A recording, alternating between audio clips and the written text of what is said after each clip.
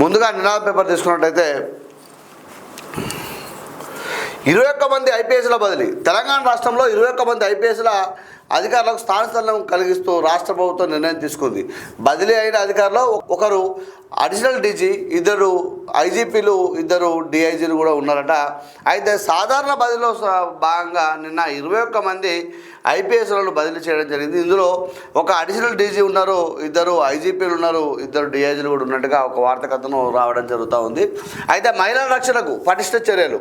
2 తెలుగు రాష్ట్రాల్లో ప్రత్యేక దృష్టి పెడతా ఉన్నారు. ఫిమేల్ సేఫ్టీలో ముందున్న టీమ్స్ అని ఒక వార్త కథనం 10వ పేజీలో రావడం జరిగింది. అయితే ఫోన్ ట్యాపింగ్ కేసులో మరో ట్విస్ట్. అమెరికా నుంచి వేరే దేశానికి వెళ్ళిన ప్రభాకర్ రావు, శ్రావణ్ కుమార్. అయితే ఇక్కడ ఒక మీడియా సంస్థకు చెందిన అధినేత శ్రావణ్ కుమార్, అలాగే ప్రభాకర్ రావు ఎవరైతే ఉన్నారో వీరిద్దరు కూడా అమెరికా నుంచి వేరే దేశానికి పారిపోయినట్టుగా ఒక వార్త కథనం రావడం జరుగుతూ ఉంది. అయితే ఇక్కడ మీరు గమనించినట్టయితే ఈ ప్రభాకర్ రావుని అక్కడ నుంచి తీసుకురావడానికి పోలీసులు అందరూ కూడా తీవ్రంగా శ్రమిస్తూ ఉన్నారు. ఇక్కడ ఉన్న సిఐడి వాళ్ళు కూడా పూర్తిగా మన సిబిఐ వారికి ఈ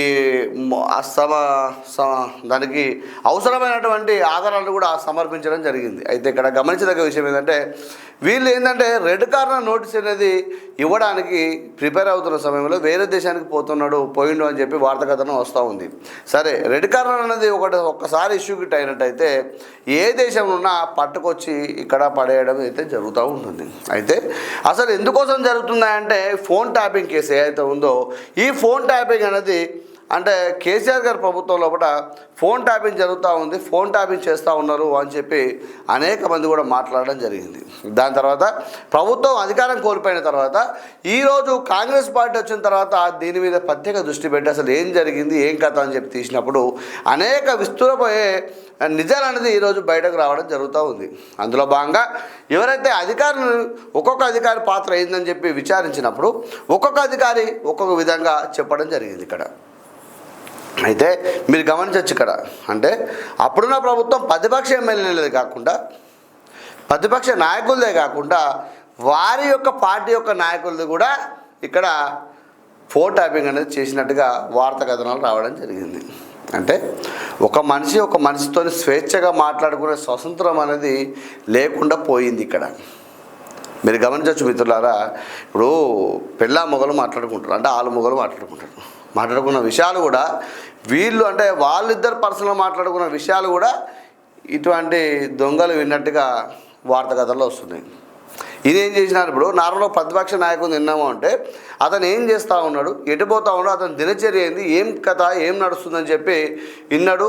వాళ్ళ యొక్క చెక్ పెట్టుకుంటా ముందుకు పోవడం జరిగింది. అలాగే ఈ అయితే ఫోన్ ట్యాపింగ్ వల్ల ఎలక్షన్ ముందు ఏదైతే డబ్బులు సరఫరా చేస్తూ ఉంటారో ఈ పబ్లిక్ పంచుతామని చెప్తూ ఉంటారో దాని విషయంలో పాటు అనేక డబ్బుల్ని ఒక టీఆర్ఎస్ వాళ్ళది మాత్రమే పోలీసు వాహనాల్లో మేము చేరగొట్టినాం, కానీ మిగతా కాంగ్రెస్ వాళ్ళది, బీజేపీ వాళ్ళది పూర్తిగా డబ్బులు పట్టుకొని ఎక్కడెక్కడ కట్టడి చేయడం వల్ల రెండోసారి మేము అధికారంలో రావడం జరిగిందని చెప్పి కూడా ఈ కథనాలు కూడా రావడం జరిగింది పేపర్లో.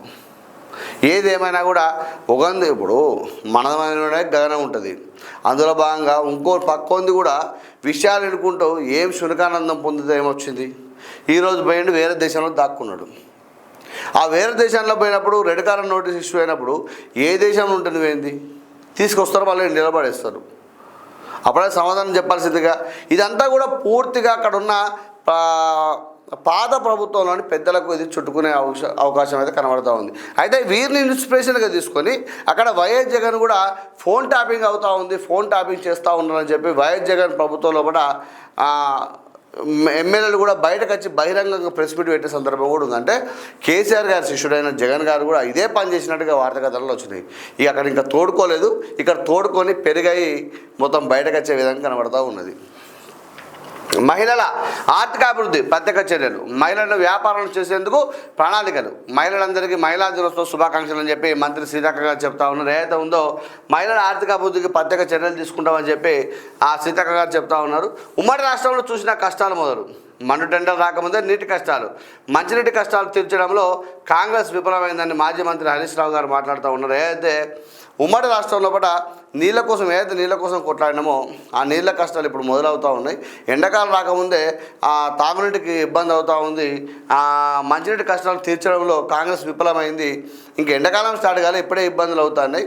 అసలు కాంగ్రెస్ పార్టీ ఏం చేస్తుందని చెప్పి కాంగ్రెస్ పార్టీ మీద విరుచుకుపడ్డ హరీష్ రావు గారు 5 ఎమ్మెల్సీ స్థానాలకు 20న తేదీన పోలింగ్ అట. కాంగ్రెస్కు 4 ఎమ్మెల్సీలు దక్కే అవకాశం, సామ రామ్మోహన్ రెడ్డికి ఇచ్చే అవకాశం అట. అయితే 5 ఎమ్మెల్సీ స్థానాలు ఉంటే ఒకటి మాత్రం టీఆర్ఎస్కి పోయే అవకాశం ఉందట.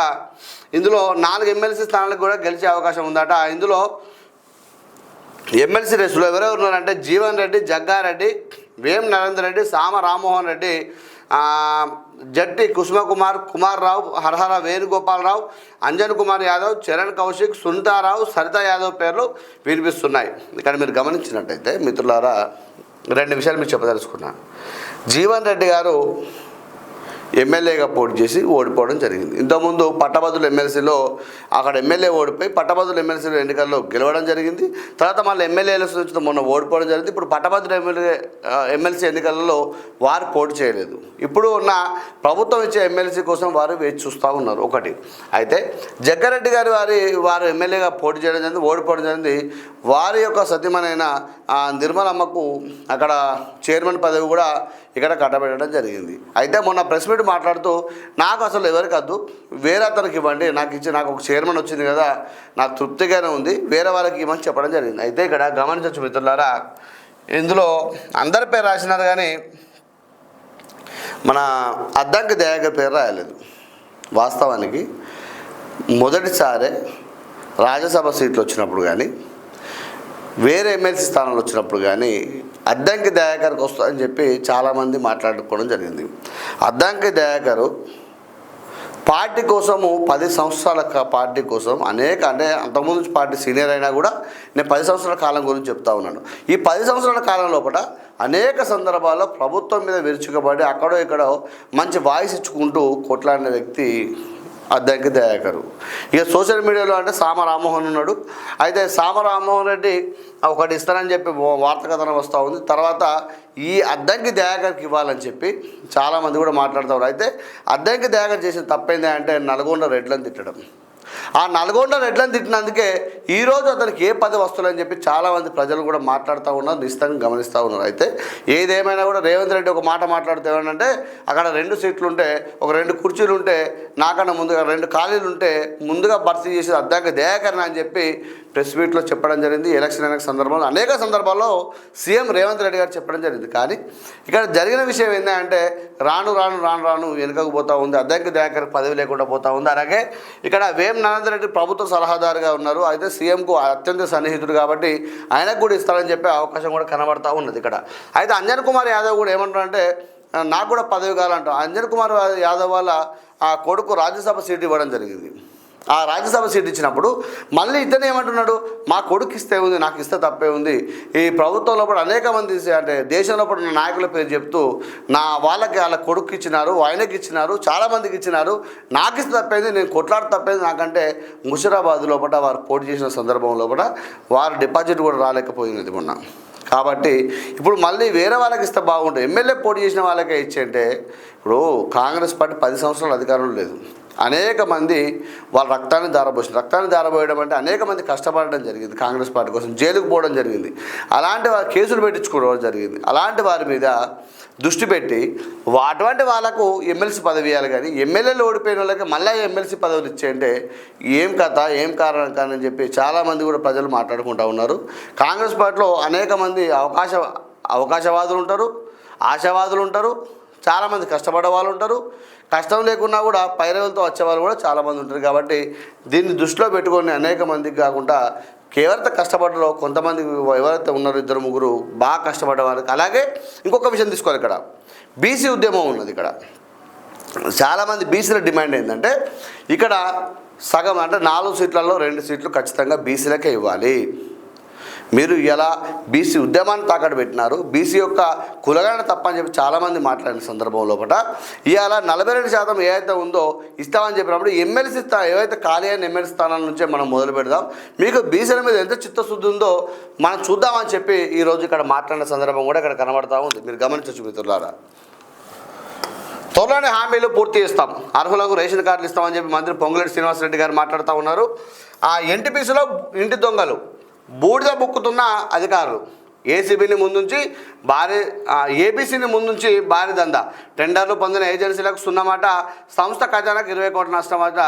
అయితే పెద్దపల్లి జిల్లా రామగుండంలోని national thermal power station NTPC సంస్థలో వింత చోటు చేసుకుంది.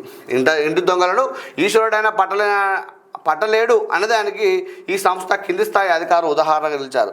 నేరుగా సంస్థకు చేకూరే ఆదాయాన్ని సమీపజేసి సొంత సంపాదనకు తెరలేపారు.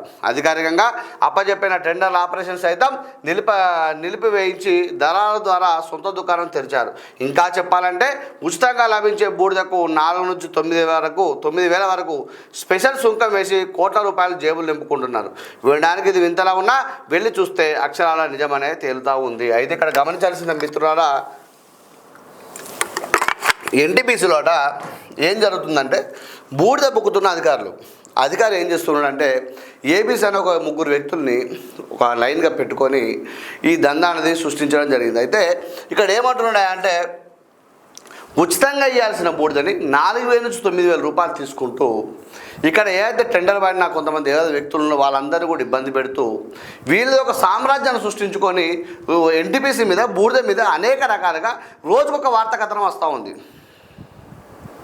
దీని మీద ఎన్టీపీసీ అధికారులు స్పందించాల్సిన, ఇక్కడ ఏదైతే ఉందో ఎండీ గారు స్పందించాల్సిన అవసరం ఉంటుంది, కేంద్ర మంత్రులు స్పందించాల్సిన అవసరం ఉంటుంది, లోకల్ ఎమ్మెల్యే అయినటువంటి మక్కన్ సింగ్ గారు కూడా స్పందించి ఎవరైతే వీళ్ళు ఉన్నారో వీళ్ళందరినీ సస్పెండ్ చేసేదాకా ఒక పట్టాలని కోరుతా ఉన్నాం. అలాగే ఏదైతే ఈ బూడిద విషయం లోపల ఎన్ని కోట్లు చేతులు మారాయి, ఎవరెవరి ప్రమేయం ఉంది, ఇక్కడ ఎవరేం చేసిన అనే విషయం కూడా ఒకసారి గుర్తు చేసుకొని వాళ్ళందరూ కూడా రోజుకొక ఆతనం వస్తుంది. కాబట్టి ఈ బూడిద అంటే ప్రపంచం లోపల దేని విధంగా సంపాదించుకోవచ్చు తెలుగు ఉంటే అనే ఉద్దేశం లోపల ఇక్కడ తయారైంది. ఈ బూడిద కూడా అంటే ఇసుకతోని పైకి వచ్చిన వాళ్ళు ఉన్నారు. ఇక్కడ బొగ్గు దొరుకుతుంది కాబట్టి ఈ ఉత్తర తెలంగాణలో కూడా బొగ్గు విషయంలో కొంతమంది మాట్లాడడం జరుగుతుంది. కానీ బూడిదని కూడా ఇట్లా అక్రమంగా సంపాదించుకోవచ్చు, బూడిద ద్వారా కూడా జేబులు నింపుకొని అనేక కోట్లు వెనకేసుకోవచ్చు అని చెప్పి ఎన్టీపీసీ అధికారులు ఎవరైతే ఏబీసీ అని రాసినారో వారు కూడా ప్రత్యేకించి చొరవ చూపడుతూ ఉన్నట్టుగా కనబడతా ఉన్నది. ఇక్కడ మీరు గమనించవచ్చు మిత్రులారా. అయితే దక్షిణాది ప్రాతినిధ్యం తగ్గించే కుట్రలు, డీల్ లిమిటేషన్తో సీట్ల తగ్గింపునకు ఎత్తులకు వార్తా కథనం వచ్చింది. ఎక్కడా అధికారంలో లేమని రామని తెలుసుకునే ఇలా కుట్రలు చేస్తున్నారు ముఖ్యమంత్రి రేవంత్ రెడ్డి మండిపడ్డారు. జనాభా ప్రాతిపదికన పేరుతో అన్యాయం చేసేందుకు మోడీ ఎత్తులు వేస్తున్నారని ఆరోపించారు. ఈ మేరకు డిలిమిటేషన్ అంశంపై రేవంత్ రెడ్డి కీలక వ్యాఖ్యలు చేశారు. ఈ అంశంపై అఖిలపక్ష సమావేశం ఏర్పాటు చేయాలని డిమాండ్ చేశారట. అయితే దక్షిణాది రాష్ట్రాల ప్రతీకారం తీర్చుకోవడానికి కేంద్రంలో అధికారం ఉన్న భారతీయ జనతా పార్టీ నియోజకవర్గాల పునర్విభజన చేపడుతుందని తెలంగాణ ముఖ్యమంత్రి రేవంత్ రెడ్డి విమర్శించడం జరిగింది ఇక్కడ. అయితే ఈ డిలిమిటేషన్తో సీట్ల తగ్గింపులు జరుగుతుంది. అసలు దక్షిణాది లోపల వాళ్ళకున్న సీట్లు ఎంత అంటే 20 నుంచి 25 అంటే 29 అనుకుంటా, ఈ 30 సీట్ల లోపే ఉంది. డిలిమిటేషన్ వల్ల అనేక సీట్లు మాకు తగ్గుతాయి, తగ్గడం వల్ల భారతీయ జనతా పార్టీకి లబ్ధి పొందుతుంది. అలాగే నార్త్లో ఉన్న పంజాబ్లో కూడా ఈ సీట్లు అనేది తగ్గుతాయని చెప్పి రేవంత్ రెడ్డి గారు మాట్లాడుతూ ఉన్నారు. అయితే పంజాబ్లో ఇప్పటికే కొట్లాడుతూ ఉన్నారు, డిలిమిటేషన్ అనేది చేయొద్దు అని చెప్పి కొట్లాడడం జరుగుతుంది. దీనిలో విషయంగా ఎవరైతే తమిళనాడు సీఎం స్టాలిన్ గారు ఉన్నారో ఈ విషయంలో కూడా ఒక జేఏసీ వేసి ముందుకు తీసుకువెళ్ళే ప్రయత్నం కూడా చేస్తున్నట్టు వార్తా కథనం వస్తూ ఉంది. అయితే ఎందుకోసం అంటే రేవంత్ రెడ్డి గారు అలాగే దక్షిణాది రాష్ట్రాలను తీసుకొని అలాగే బీజేపీ యొక్క ముఖ్యమంత్రి కూడా ఒకరు ఉన్నారు కాబట్టి ఇక్కడ వారిని కూడా ఇందులో కలుపుకొని ముందుకు పోదామని చెప్పి ఆహ్వానం పంపినట్టుగా ఒక వార్తా కథనం అయితే వస్తూ ఉంది. ఏదేమైనా ఈ సీట్ల పంపకమైంది ఏం కథ అనేది రాబోయే రోజుల్లో తెలుస్తూ ఉంది. చూద్దాం ఒకసారి ఏం జరుగుతుందని. అలాగే నియోజకవర్గాలు ఒక్కటి కూడా తగ్గాయని చెప్పి కేంద్ర మంత్రి కిషన్ రెడ్డి గారు మాట్లాడుతూ ఉన్నారు. ఈ కావాల్సుకొని వీళ్ళు తప్పుడు ప్రచారం చేస్తూ ఉన్నారు, ఇబ్బంది పెడతా ఉన్నారు, అవాస్తవాలు మాట్లాడుతూ ఉన్నారని చెప్పి కేంద్ర మంత్రి కిషన్ రెడ్డి గారు అంటూ ఉన్నారు. రేవంత్ రెడ్డి గారు కానీ అలాగే దక్షిణాది రాష్ట్రాల ముఖ్యమంత్రులు కూడా అనేక మంది కూడా ఢిల్లీ లిమిటేషన్ వల్ల మేము నష్టపోతాం, రాష్ట్రాలు నష్టపోతూ ఉంటాయి, ఎంపీ సీట్లను కూడా తగ్గుతాయి, కాబట్టి మీకు లబ్ధి చేసుకోవడానికి, మీరు పైకి ఎదగడానికి, మళ్ళీ అధికారం రావడానికి అనేక యుక్తులు లేదా తెలివితేటలు అనుకోవచ్చు ప్రదర్శిస్తూ ఉన్నారని చెప్పి రేవంత్ రెడ్డి గారు ఇక్కడ మాట్లాడిన సందర్భం చూడొచ్చు. 10న గ్రూప్ 1 ఫలితాలు వెల్లడైన ఒక వార్తా కథనం రావడం జరిగింది.